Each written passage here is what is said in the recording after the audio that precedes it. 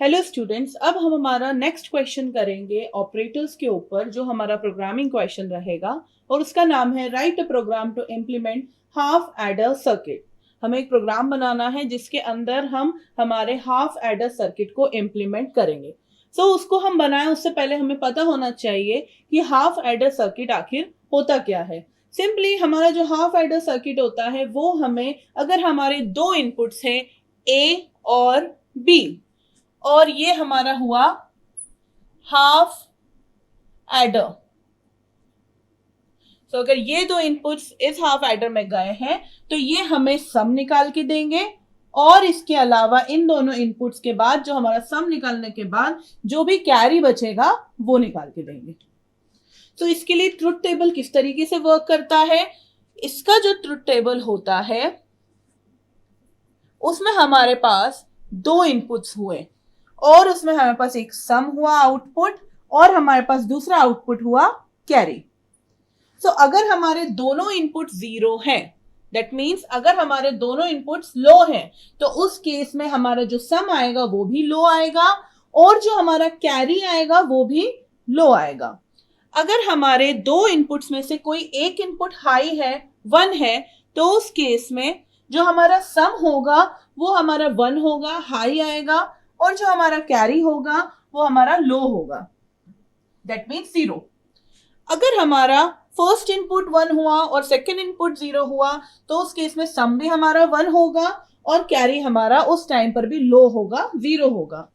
अगर हमारे दोनों इनपुट्स हाई होते हैं, अगर हमारे दोनों ही इनपुट्स 1 होते हैं, तो सम हमारा 0 होगा, बट जो कैरी होगा वो हमारा हाई होगा, 1 होगा।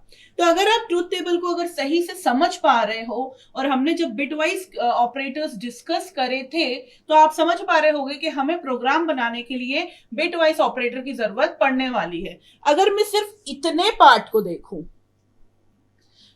ये ट्रुथ टेबल बेसिकली किसका है? ये truth table basically XOR bitwise operator का है, ठीक है। और अगर सिर्फ मैं इतने एरिया को देखूं, ए बी इनपुट्स और मेरा कैरी, तो अगर इन्हें ध्यान से देखूं तो ये ट्रुथ टेबल हमारा किसका है? बिटवाइज एंड ऑपरेटर का है। तो सिंपली सम इक्वल्स टू, मैं अगर कहना चाहूं तो ये हो सकता है ए एक्सओर बी, और अगर कैरी इक्वल्स टू मैं बोलना चाहूं तो वो हो सकता है ए एंड बी। इसके लिए अब हम प्रोग्राम किस तरीके से कंस्ट्रक्ट करेंगे। सबसे पहले हमें प्रोग्राम कंस्ट्रक्ट करते टाइम हमारे वेरिएबल्स डिस्कस करने पड़ेंगे। पहला वेरिएबल हमारे पास हमें इनपुट लेने के लिए चाहिए ए, दूसरा वेरिएबल हमें दूसरा इनपुट लेने के लिए चाहिए बी, तीसरा वेरिएबल हमें चाहिए सम कैलकुलेट करने के लिए सम, चौथा वेरिएबल हमें चाहिए हमारा कैरी को कैलकुलेट करने के लिए कैरी नाम का। और ये सभी होंगे किस टाइप के? इंटीजर टाइप के, क्योंकि हमारे जो इनपुट्स हैं वो भी क्या है? इंटीजर टाइप के हैं। फिर उसके बाद अब हम इसमें कैलकुलेशंस परफॉर्म करेंगे। इनपुट्स लेने के बाद सम और कैरी एज आउटपुट हम शो करेंगे। तो सम के लिए हमारा कैलकुलेशन क्या होगा? Sum equals to A XOR B, और कैरी के लिए हमारा कैलकुलेशन हो जाएगा ए एंड बी, और उन दोनों को हम एज आउटपुट प्रिंट करवा देंगे। तो चलिए अब इस प्रोग्राम को हम इंप्लीमेंट करके देखते हैं। अब हम हमारे प्रोग्राम में सबसे पहले हेडर फाइल्स इंक्लूड कर लेते हैं।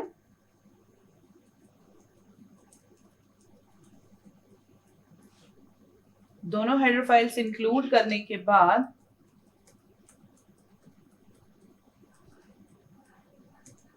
हमें मेन फंक्शन स्टार्ट करना है। अब हमें हमारे इनपुट्स यहां पे लिखने हैं।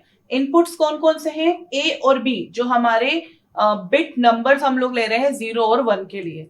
हमारा इंटीजर टाइप के ए बी। इसके बाद हमें लेना है वेरिएबल सम और कैरी के लिए। एक वेरिएबल हो गया सम, दूसरा वेरिएबल हो गया कैरी।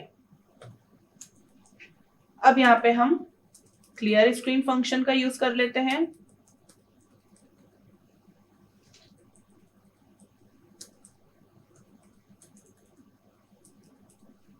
देन इसमें अब हम हमारा printf लगाएंगे।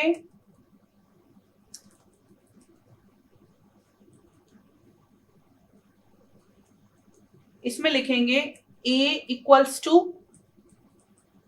और यहाँ पे अब होगा हमारा स्कैनफ, जिसमें हम परसेंटाइल D और यहां पर एंड ऑपरेटर यूज करके पहला इनपुट। नाउ दूसरा इनपुट के लिए हम फिर से लगाएंगे printf b इक्वल्स टू, और वापस से सम स्कैनफ परसेंटाइल D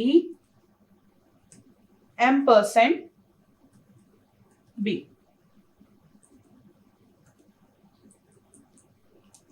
और अब हम हमारे सम और कैरी को कैलकुलेट करते हैं। तो सम था, sum equals to A XOR B, और कैरी था हमारा, carry equals to A and B। और अब हम इन्हें प्रिंट करा देते हैं। तो printf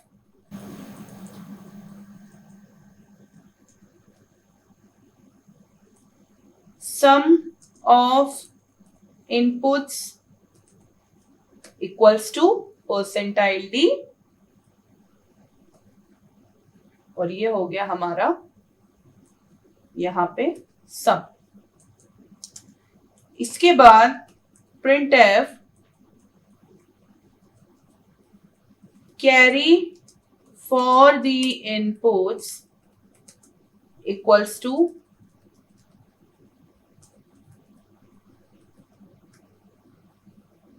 परसेंटाइल D, और यहां हो गया हमारा कैरी।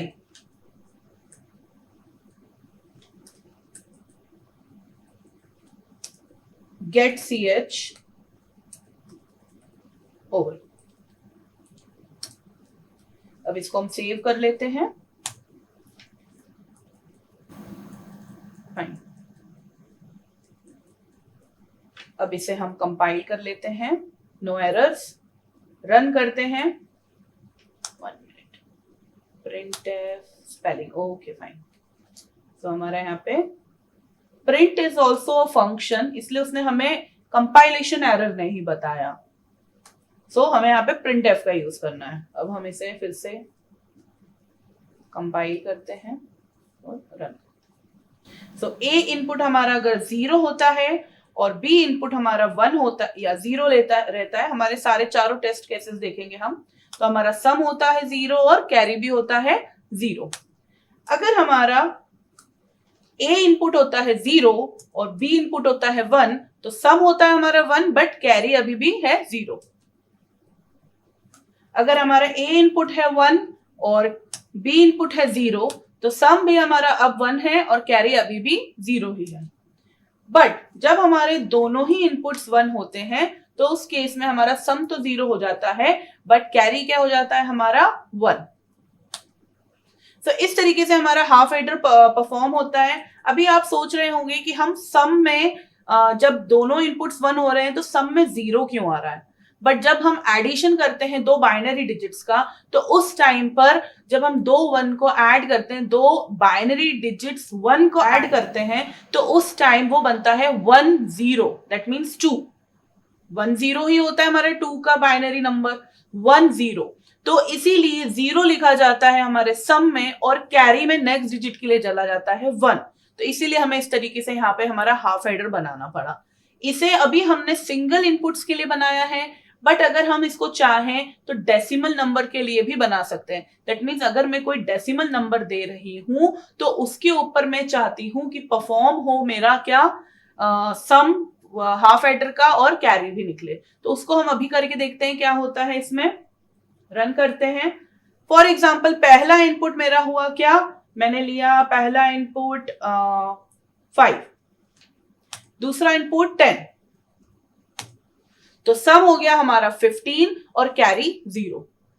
फाइन, कैरी 0 क्यों आया, क्योंकि हमने उसमें एंड ऑपरेटर का यूज करा है, और एंड ऑपरेटर यूज करने के बाद हमारा जब दोनों 1 थे उस टाइम पर 0 आंसर आ रहा था। फाइन, तो इस तरीके से हम अलग अलग तरीके से हमारे ऑपरेटर्स का यूज करके हमारे अलग अलग प्रोग्राम्स बना सकते हैं। अभी तक हमने बहुत सारे ऑपरेटर्स पढ़े और उनमें इम्प्लीमेंट करा हमने, अर्थमेटिक ऑपरेटर्स इम्प्लीमेंट करे, relational, logical, increment decrement operator, bit wise operator हमने 2 बार इम्प्लीमेंट कर लिए। अब हम आने वाले हमारे लेक्चर्स में कंडीशनल ऑपरेटर्स पढ़ेंगे, कंडीशनल स्टेटमेंट्स पढ़ेंगे, पर उससे पहले हम ऑपरेटर्स के प्लेसमेंट ओरिएंटेड क्वेश्चंस डिस्कस करेंगे।